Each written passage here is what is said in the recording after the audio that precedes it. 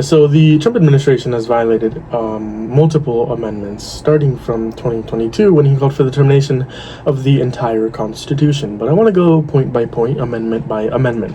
He's violated the First Amendment in multiple different ways. The first way is trying to imprison people by burning the American flag for up to a year, and most recently, he has said that military can now arrest people for doing that.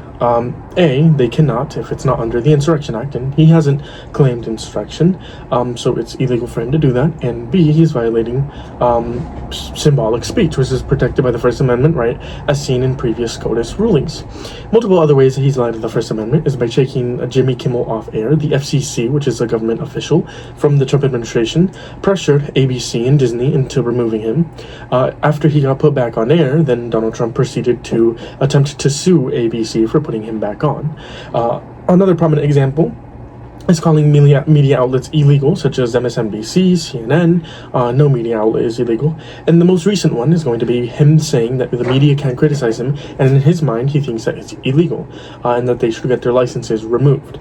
Now on to the Second Amendment. In his first term, he passed unconstitutional gun control, the bump stock ban, which was a clear violation of the Second Amendment. This was deemed by the SCOTUS ruling in the Biden-Harris's term, and then it was revoked. Another reason why they violated the Second Amendment is he's attempting to ban trans individuals from owning guns, and even like far-right people have admitted yes, this is a clear violation of the Second Amendment if this goes through. That's also transphobic, but that's besides the point. For the Fourth Amendment now, ICE can now enter your home. The most prominent example is seen in the Chicago apartment complex raid that happened just earlier this week, where they didn't have probable cause and they didn't have warrants, and they went into every single apartment in the apartment complex, and even U.S. citizens were there. They threw naked children into the back of their vans. They entered the apartments without any warrant and without probable cause, which is a violation of the Fourth Amendment. Now, the Fifth Amendment, a SCOTUS ruling, says that Donald Trump's deportations, specifically Kilmar Abrego Garcia, was illegal because they violated due process.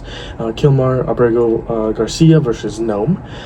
So that's a clear violation of the Fifth Amendment. Onto the 14th Amendment. He passed an unconstitutional executive order attempting to ban birthright citizenship on his first day in office. This is a clear violation of the text of the 14th Amendment, which applies to all people, not just U.S. citizens. So even the children of undocumented migrants who are born here, those children will be U.S. citizens per the 14th Amendment and previous SCOTUS rulings. And he attempted to violate that. Now, the 22nd Amendment is a problem, probably, because he hasn't tried to run for a third term, but he's saying that he could. There's ways that he could run for a third term, and that he wants to run for a third term, and that people want him to run for a third term, which is a clear violation of the Third Amendment. A president cannot serve more than 2 terms, and if you can't serve for vice president or for president, you can't serve as vice president, meaning if he tries to run with JD as vice president, JD can't drop out and him be president, because he's incapable of running for any other office if he's incapable of running for presidency. So those are all the ways that the Trump administration has violated the First Amendment, most of them being on day 1.